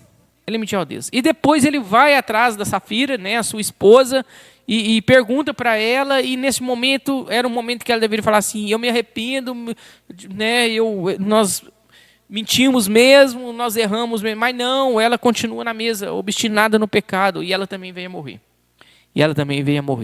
Né? Então, mulheres, líderes, que são líderes, que exercem a liderança, e eles são cheios do Espírito Santo de Deus, eles são generosos. Eles são desprendidos das coisas desse mundo. Eles trabalham, eles têm filho para tratar, eles têm prestações às vezes para pagar, eles têm esposa, às vezes têm tratamento de saúde, mas eles não são amantes do dinheiro. Eles não são. Líderes que amam Jesus, líderes cheios do Espírito Santo, são muitas vezes os primeiros a ofertar. São os primeiros a dizimar. E eles não fazem isso porque eles vão ficar lá na lista dos dizimistas, para aparecer, só para prestar uma conta. Não, eles fazem isso por amor e por fé. Né? Eles fazem isso por amor, por fé, porque eles sabem que esse dinheiro, que essa oferta, às vezes que esse bem ofertado, vai ser utilizado, né, para a expansão do reino de Deus. Manutenção do templo, né? Manutenção às vezes de equipamento de som, o próprio ali, os honorários mesmo de quem está ensinando, de quem está exercendo o pastorado, que é algo totalmente digno, que nós já vimos aqui. Então, homens e mulheres cheios do Espírito Santo de Deus são generosos. Vamos ler lá? 1 Timóteo capítulo 6.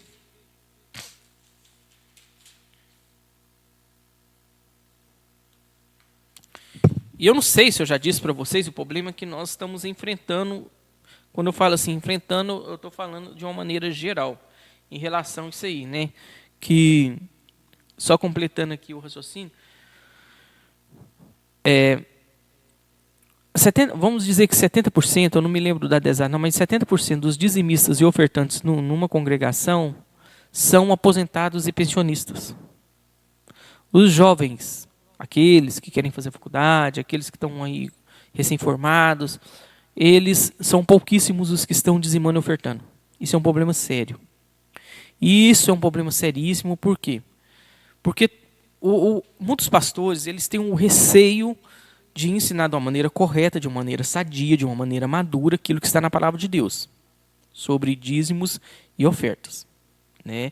Com medo de levar, às vezes, um nome ali de um líder neopentecostal, né? de assumir uma figura que ele não quer assumir, ou às vezes das pessoas confundirem, não, esse camarada só quer o dinheiro. Né?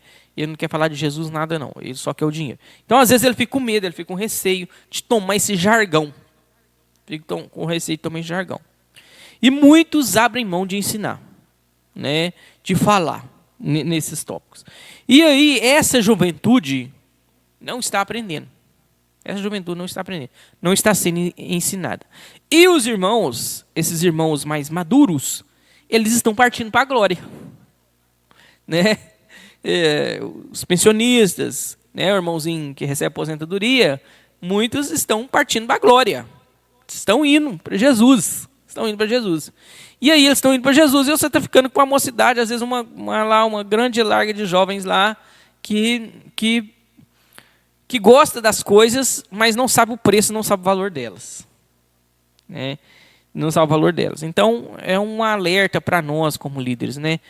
Temos que ter cuidado, temos que ter receio na maneira que vai ensinar, temos que ensinar da maneira certa, ensinar aquilo que a Bíblia fala. Né? Quem ama Jesus, ama a igreja de Jesus. Isso é fato. Quem ama Jesus, ama a igreja de Jesus. Quem ama a igreja é dizimista e é ofertante. Amém? Vamos lá. 1 Timóteo capítulo 6, versículo 5. Depois nós vamos para o 9, o 10 e o 11. Olha só. Batalhas constantes entre aqueles que têm a mente corrompida e que são privados da verdade, os quais imaginam que a piedade é fonte de lucro. Versículo 9. No entanto, os que ambicionam ficar ricos caem em tentação e armadilhas e em muitas vontades loucas e nocivas, que atolam muitas pessoas na ruína e na completa desgraça. Você ver, palavra forte. Fora da graça de Deus. Porquanto o amor ao dinheiro é a raiz de todos os males. E por causa dessa cobiça, alguns se desviaram da fé e se atormentaram em meio a muitos sofrimentos. Versículo 11. Porém, tu, ó homem de Deus, foge dessas ciladas e segue a justiça, a piedade, a fé, o amor e a constância e a mansidão. Amém? Então, quando o apóstolo Paulo ele está ali orientando esse jovem pastor, dando orientações para esse jovem pastor, passando critérios para ele escolher outros líderes, as qualidades, qualificações que deveriam ter os homens ali para ser escolhidos como líderes, ele chega agora e ele está apertando mesmo Timóteo, falando assim, foge dessas coisas. Aqueles que se deram o amor, o dinheiro é a raiz de todos os males, e aqueles que se entregaram, né, abandonaram a fé e se transpassaram de muitas dores. Amém? O pastor Manuel, eu me lembro perfeitamente dele falar a seguinte coisa sobre dinheiro. Dinheiro é como um cascavel. Se você der bobeira, ele te boca. Tem que ter prudência. Tem que ter prudência. E o dinheiro, principalmente o dinheiro, muitas vezes que um líder trabalha, é dinheiro de gente pobre. Muitas vezes o caixa de uma igreja, o que está ali é de gente pobre, de gente que ganha um salário mínimo e meio. Às vezes há irmãos que a graça, né, e tem uma vida mais abastada, e isso é para a glória de Deus. Amém? Isso é para a fama do nome de Jesus. Mas a maioria é gente pobre. Então, quando você vai administrar aquele dinheiro, quando você vai gastar aquele dinheiro, e você tem que saber que aquilo ali é dinheiro de gente pobre. Né? Que o irmãozinho, às vezes, deixou de pagar alguma coisa para ser dizimista e ofertante na igreja. Às vezes, ele passou por isso, porque ele fez isso por fé e amor. E, às vezes, por amor à obra, por fé no Senhor Jesus. Então, você tem que saber administrar. A gente tem que ter cuidado para administrar esse dinheiro. Né? A gente tem que ter cuidado para administrar isso aí. Amém? Né? Vamos lá. Tópico 11. Que governa bem a própria casa. O termo grego para liderar no presente caso também pode ser aplicado como reger, liderar, presidir e administrar. Paulo considera que o lar bem orientado é um bom teste de maturidade espiritual. O argumento lógico de Paulo é que se o líder não consegue governar bem a casa, sua própria família, não poderá governar bem a igreja, a família de Deus. Olha, chega um ponto que seus filhos, eles têm que ter uma experiência com Cristo. Eles precisam conhecer Jesus. Eles são pecadores. E eles precisam se arrepender dos seus pecados. O pai e a boa mãe sempre vão ser bons evangelizadores, discipuladores desses filhos. Mas eles não podem tomar decisão para esses filhos. E isso a gente tem que deixar claro. Mas o problema é quando o pai e a mãe, que têm a oportunidade, não administra bem esse tempo, sabe? Não aproveita as oportunidades, não aproveita de evangelizar, de falar de Jesus, de abrir. Às vezes você está tão preocupado, você vê pessoas tão preocupadas em abrir a Bíblia para o vizinho e ler a Bíblia, que eles não abrem a Bíblia dentro de casa e lê para os filhos. Ou compram uma Bíblia, né? Tem muita gente que não gosta da nova tradução em linguagem de hoje. Tem muita gente que não gosta, né? Para adolescentes, para crianças que já estão aprendendo a ler, ela é ótima. Ela é ótima. Né? Não é recomendável você levar ela para o púlpito da igreja, mas ela é ótima, a linguagem dela, às vezes para um adolescente, para você incentivar ele, ou comprar uma Bíblia em quadrinhos. Meu filho gosta, eu tenho um filho, o Lourenço, está com 7 anos, ele gosta muito de ler gibi, E aí o que eu fiz? Eu comprei uma Bíblia em quadrinhos para ele, sabe? Comprei uma Bíblia em quadrinhos para ele. Eu preciso aproveitar essa deixa, eu preciso aproveitar isso aí. Sabe, eu preciso aproveitar isso aí para poder introduzir a palavra de Deus na vida dele. Ele precisa conhecer Jesus, ele precisa se arrepender dos seus pecados, ele precisa aceitar Jesus como seu único e suficiente Salvador. Amém? E governar bem a casa, o primeiro ponto seria esse. O primeiro ponto seria esse: você administrar as oportunidades que você tem, né?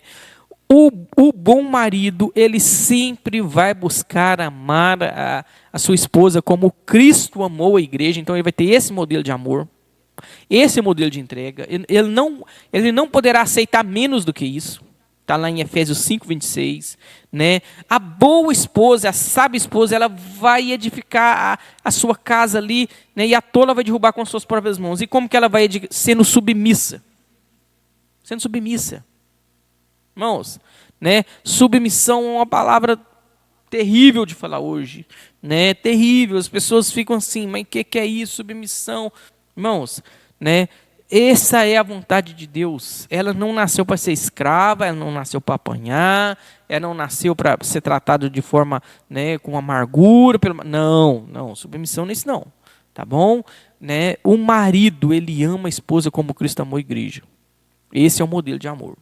Amém? Esse é o modelo de amor. E os filhos ali aprendendo, através da palavra de Deus, a honrar esses pais. É um desafio. Filhos é um desafio muito grande, tá bom? Né? O meu filho, ele não é uma mini réplica de mim. Ele não é uma mini réplica de mim. Não é, tá? E seu filho também não é. Seu filho vai te decepcionar. Uma vez ou outra ele vai te decepcionar. Ele vai te decepcionar. É constante oração, né, constante ensino, com amor, com sabedoria, na palavra de Deus. Amém? Estou me lembrando de uma frase aqui que eu não posso deixar de falar de forma nenhuma. Moody falava assim, ó, o grande evangelista americano falava assim, ó,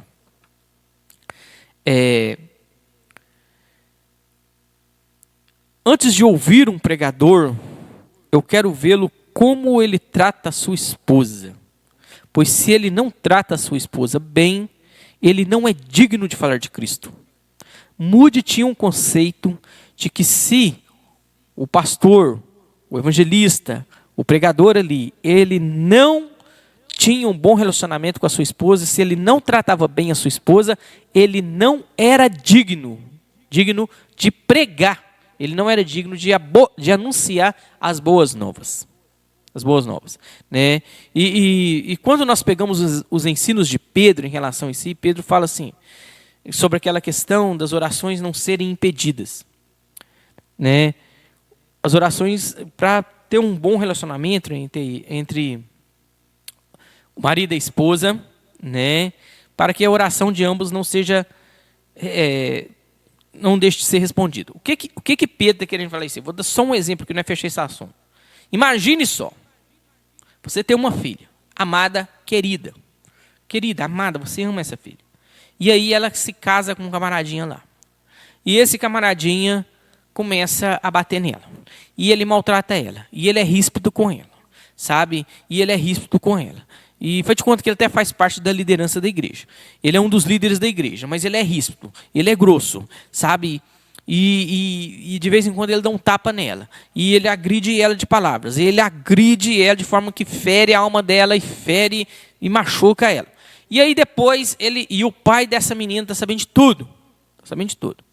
Aí ele chega lá na casa do pai da menina, está passando um aperto financeiro, fala assim, ô sogrão, eu queria pedir o senhor emprestado 10 mil reais. Você acha que ele empresta? Você acha que ele empresta? Na boa. Você acha que ele empresta? Irmãos, se o líder, seu marido, não trata bem a esposa, como que vai ter as orações dele respondidas? Como que elas serão respondidas? Amém? Como se ele não administra bem essa questão dentro da casa dele, se falta tempero, se falta ali, né, sobriedade, tem que ter mudança, né? Não vai exercer uma boa liderança. Continuando, não neófito. Literalmente, o que é o não neófito? Né? Literalmente, não recentemente plantado. O sentido é recém-nascido. O apóstolo Paulo aconselha que um recém-nascido convertido, o neófito, não pode assumir o cargo de presbítero, de líder, de pastor, né, de diácono, pois tal medida poderia trazer consequências desastrosas para a igreja. O líder precisa ser alguém amadurecido, experimentado. Naquele movimento do G12, nós vimos muito disso. Eles pegam, às vezes, um recém-convertido e colocam ele na frente de um grupo de célula, ou um grupo de comunhão, ou um pequeno grupo. Não estamos duvidando da capacidade de ninguém, né? Da capacidade. A questão é, nem tudo se fundamenta no humanismo, num raciocínio lógico humano. Ali está um recém-convertido. Ali está um bebê espiritual. Ali está, pode até não parecer. Às vezes ele fala tão bem, às vezes ele se comporta tão bem, né? Principalmente a gente vê isso muito no movimento pentecostal. O movimento pentecostal gosta muito de mudar as roupas das pessoas. Não estou falando que isso é errado, não. Né? Por exemplo, aí pega o homem lá e daqui uma semana ele está vestindo um terno, ele já está de terno, né? E ele já anda de terno. Beleza, coisa boa. Né? Não tem problema nenhum com terno. Esse calor, não tem problema nenhum com terno. Mas o objetivo ali é causar um choque visual. O objetivo é esse. Causar um choque visual de mudança. Mas o externo pode ter mudado. O interno é um bebê espiritual. Não é que não nasceu, não. Não é que não é cristão, não. É um bebê. E você tem que alimentar o bebê com leitinho. Né? Você tem que alimentar o bebê ali com leite racional da palavra, conforme Pedro 2,20. Né? Para que haja um crescimento sólido ali, maduro. Você pega um neófito ali, coloca ele na frente de uma liderança, né, às vezes vai enfrentar problemas ali. A pessoa às vezes vem desanimar da fé, vem ferir os outros, né, e faz aquele monte de coisa ali, sabe, e fica arrogante, soberbo, né, machuca os demais. Não, calma lá. E nós vivemos um problema seríssimo em relação a isso aí, né? Às vezes chega pessoas nas nossas congregações e nós depositamos confiança depressa demais nessas pessoas. E aí depois, para tirar essa confiança, aí acontece algo lá, é um neófito, é novo na fé. E depois, para tirar essa confiança, ai. Confiança, eu tenho um lema comigo. Confiança é uma parede construída com tijolos pequenos. Você vai depositando aos poucos. É um discípulo, ama Jesus, tá ali no primeiro amor, o fogo está quase explodindo. Você pega isso e trabalha isso para o bem, para o amadurecimento. Você enche ele de palavra, porque não há tempo ruim para ler Bíblia, não há tempo ruim para orar. Você aproveita tudo isso na formação do discípulo. Mas você não pega uma carga pesada de liderança e coloca em cima dele, não. Porque senão você pode matá-lo. Ou ele pode ferir muitas pessoas. Então a gente não faz isso. Né? Não convém que o líder ele seja um recém-nascido, que ele seja neófito. Amém? Ponto 13, vamos lá. Bom testemunho com os de fora. Agora Paulo termina a lista dizendo que o caráter irrepreensível também deve ser expresso entre aqueles que não fazem parte da igreja, ou seja, os de fora. Diz ele que o presbítero, o líder, deve desfrutar de um bom testemunho dos de fora. A igreja esforça para apresentar o evangelho de Cristo ao mundo e quer ver as pessoas se rendendo ao Senhor. Rendendo ao Senhor. No entanto, se o líder tiver uma má reputação aos olhos do mundo, este propósito poderá ser prejudicado. Vai ser prejudicado. Vai ser prejudicado. O apóstolo Pedro dá o seguinte conselho, 2 pontos. Mantendo exemplar o vosso procedimento no meio dos gentios. No meio dos gentios. Nem está falando agora no seio da igreja. Para que naquilo que falam contra vocês outros, como malfeitores, né? Observando-os em vossas boas obras, glorifiquem a Deus no dia da visitação. 1 Pedro capítulo 2, versículo 12. Depois de falar dos critérios relacionados ali no exercício da liderança, né, de maneira interna da igreja, agora ele fala de um critério externo, que é o bom testemunho com os de fora, o bom relacionamento com os de fora. Amém? O bom testemunho com os de fora. Amém? Para, né, que o evangelho não venha ali sofrer corrupção. Antes que as pessoas que causam escândalo, o que eles deveriam fazer? Antes eles colocassem lá uma pedra no pescoço e jogassem no rio. As consequências são seríssimas.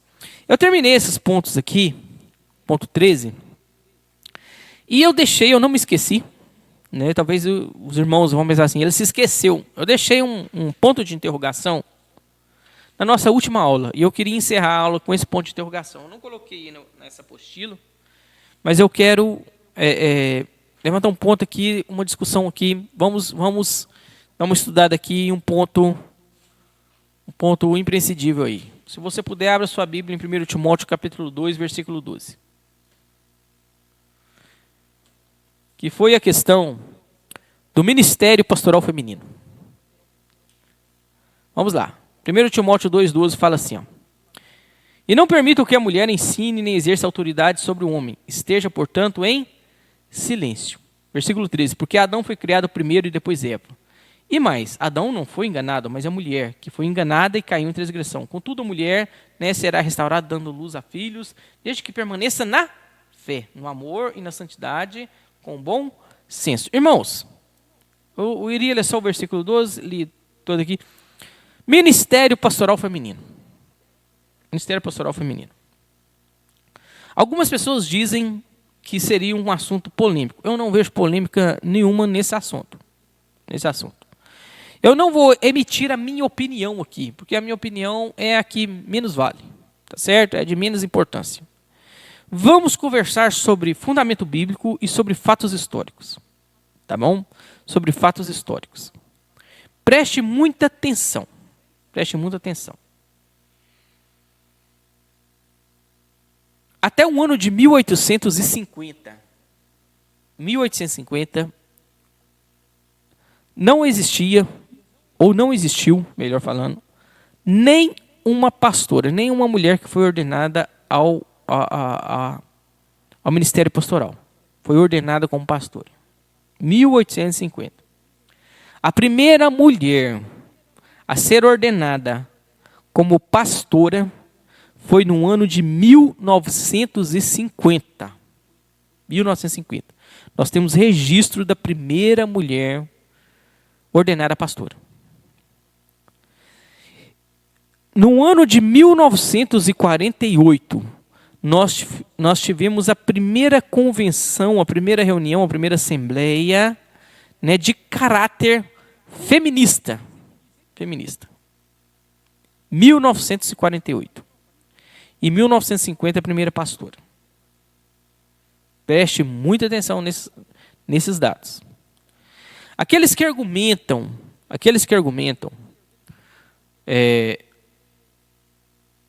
a ordenação de mulheres ao pastoreio, né, como pastora, utilizam vias de regras. Os principais, tem mais, mas os principais argumentos são esses. Gálatas 3:28, né? Que perante Deus não existe homem, mulher, grego, judeu, né? Que perante Deus todos nós somos iguais. O texto utilizado é esse. Vias de regra, a maioria utiliza esse texto. Tem outros? Tem. E tem outros. Mas, vias de regra, sempre, né, nas rodas de conversas teológicas que querem defender, sempre alguém defende esse textozinho aí. Gálatas, capítulo 3, 28, para a gente ser mais exato, né? Vamos ler aqui. Diz assim, ó. Não há judeu nem grego, escravo ou livre, homem ou mulher, porque todos vós sois um em Cristo Jesus. Amém? Então, eles fundamentam uma igualdade perante Deus com base nesse versículo. Nós deveríamos saber que esse versículo, ele está tratando de quê? Ele está tratando de salvação.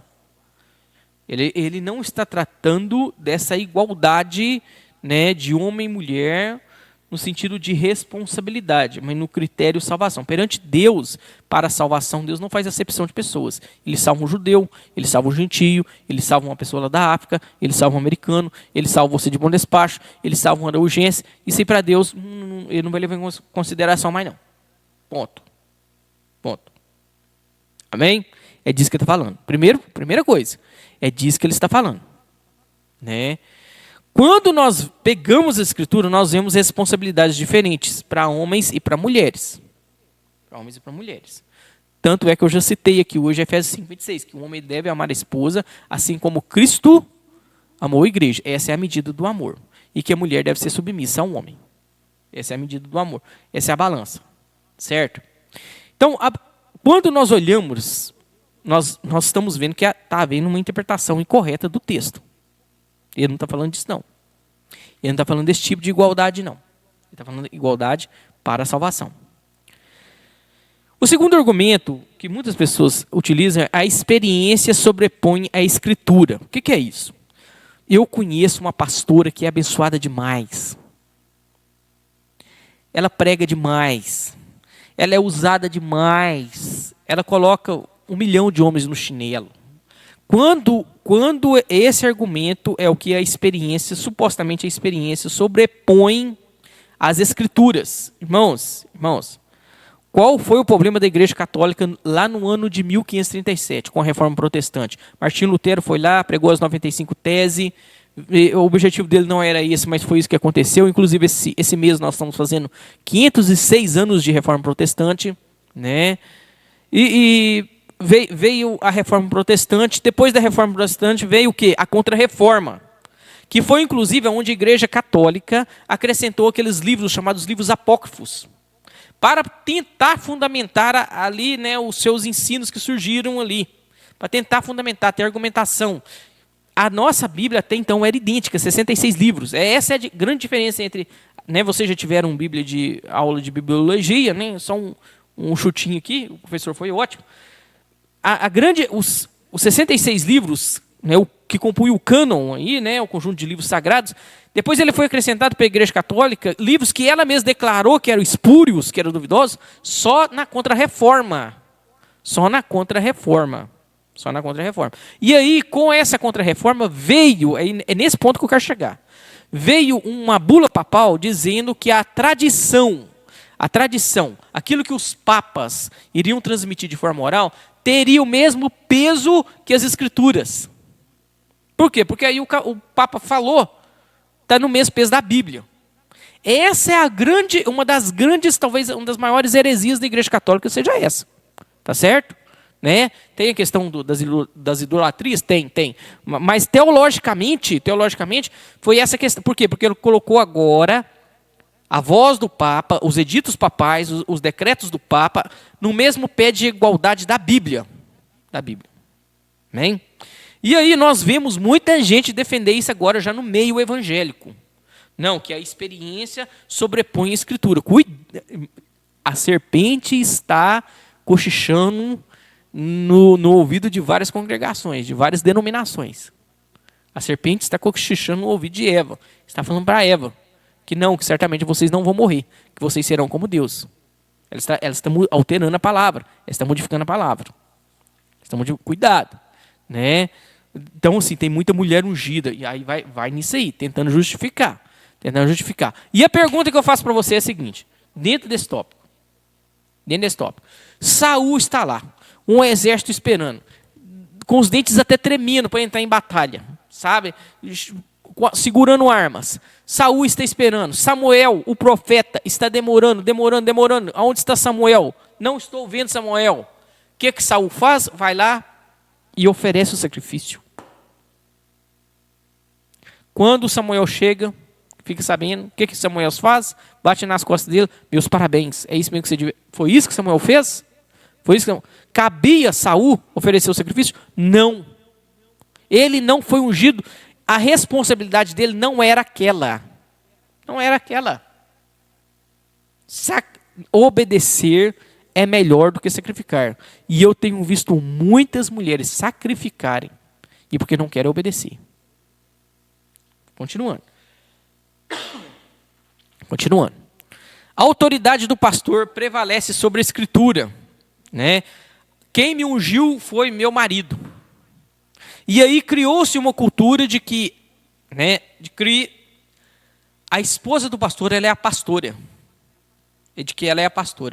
Nós estamos recebendo, muitas vezes irmãos que vêm da capital, aqui na cidade de Araújo, que quando eles chegam aqui, eles chegam com essa cultura, né? Eles se dirigem à minha esposa, procuram a minha esposa como pastora. Não, mas eu queria conhecer a pastora, e a pastora queria... Sabe? E até que a gente explica, até que a gente ensina, e muitos não aceitam. Isso está virando cultura. E isso é uma pressão da cultura. A cultura está pressionando a igreja.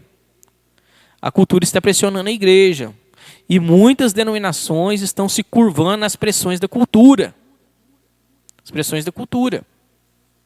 Né? E vem e quer a pastora, queria a pastora. Outro argumento, Débora. Débora foi juíza. Débora foi profetisa, né? Deus elegeu 12 juízes para um período aproximadamente de 250 anos durante o livro de Juízes ali. Uma juíza, amém? E foi para a vergonha de Baraque. Se você estuda o texto, né? E outro ponto, ela era sacerdotisa. Existiu sacerdotisa durante o período do Antigo Testamento. Existiu presbíteras, apóstolas. Eu não duvido hora nenhuma da capacidade das mulheres. Você pega Marcos, o livro de Marcos, o Evangelho de Marcos, principalmente lá no capítulo 8, você vê que Jesus está pregando na Galileia. O texto deixa claro quem pagava as contas, quem estava sustentando financeiramente o ministério de Jesus eram as mulheres. Jesus ressuscitou, quem corre primeiro, quem anuncia a primeira vez ali que Jesus, as mulheres. Quando o apóstolo Paulo escreve, né, para Priscila e Áquila, sempre ele fala o nome Priscila primeiro antes de Áquila, que era o marido. Certamente era uma mulher muito envolvida com o reino. Mas Jesus escolhe 12 homens. Quando ele escolhe um homem para colocar no lugar de Judas, eles poderiam ter escolhido Maria Madalena, eles poderiam ter escolhido Maria, mãe de Jesus. Eles não escolhem.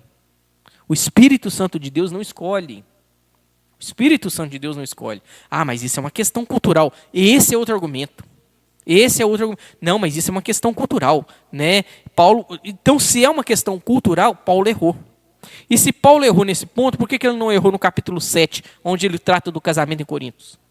E se ele errou nesse ponto, porque ele deve ter errado em outros pontos. Quais outros pontos? Aí nós chegamos no ponto de desconfiar da autoridade bíblica, né? Da inerrância bíblica, de que a Bíblia não contém erros.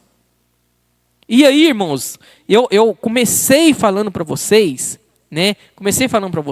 Sobre o movimento feminista. Primeira reunião, 1948. Primeira mulher consagrada ao ministério pastoral, 1950. Você não encontra mulheres, né, ordenadas ao ministério. Você encontra mulheres dando a vida pelo reino, dando seus bens pelo reino. Você encontra profetisas, você encontra missionárias. Você encontra mulheres, muitas vezes, são mais desprendidas do que homens. tá certo? Mas o argumento, uma vez eu vi um pastor dando um argumento no púlpito, esse eu ouvi mesmo, aqui em Araújo, um pastor dando um argumento, não, mas não tem homens, então nós não podemos impedir as mulheres de fazer, não é de jeito. Nós não interpretamos a Bíblia de jeito. Por quê? Porque o que aconteceu com essas igrejas? As igrejas que seguiram essa linha de raciocínio, as igrejas europeias que foram influenciadas e começaram a ordenar pastoras, né? A Igreja Adventista do Sétimo Dia ordena pastoras, a Assembleia de Deus de Belém, o ano passado ordenou pastora, né? Foi uma polêmica terrível, ordenou uma pastora, né? Várias, principalmente o movimento neopentecostal, né? Isso não é nem polêmico entre eles. Nem polêmico. Ordena, mas ordena mesmo. Né? E o marido é pastor, a mulher automaticamente ela é pastora.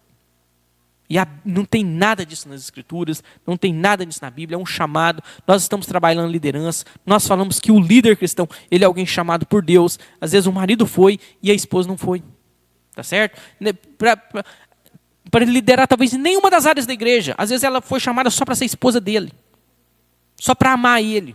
Só para consolar ele. Só para cuidar dos filhos dele, né? Que é um ministério eterno, que é um ministério, né?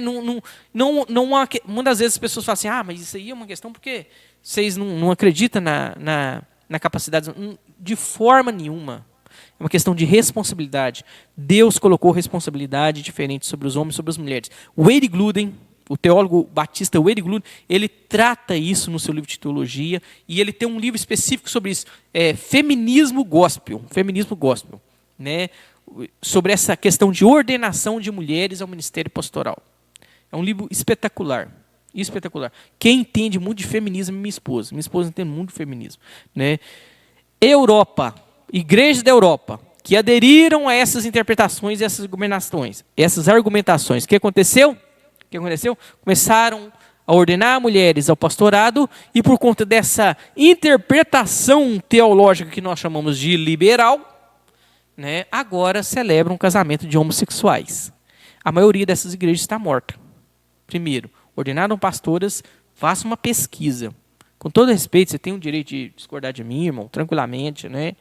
Mas faça uma pesquisa histórica, né? Faça uma pesquisa bíblica para você ver. Né? Faça uma pesquisa bíblica para você. Dá uma lidinha aí para você ver. Né? Que eu estou tratando do ministério pastoral. Tá bom? Estou tratando aqui do ministério ordenação de mulheres ao ministério pastoral. Né?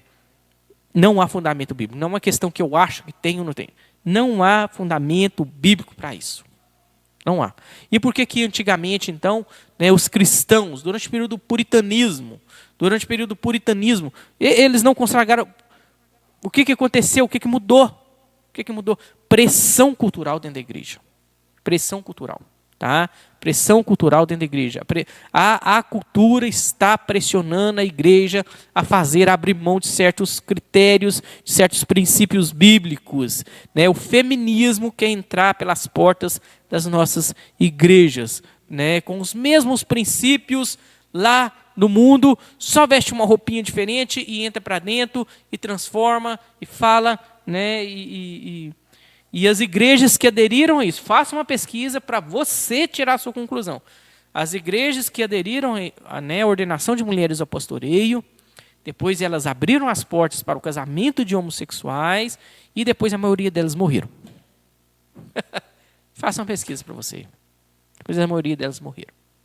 Amém? Isso é um movimento, né, de feminismo tentando entrar dentro da igreja.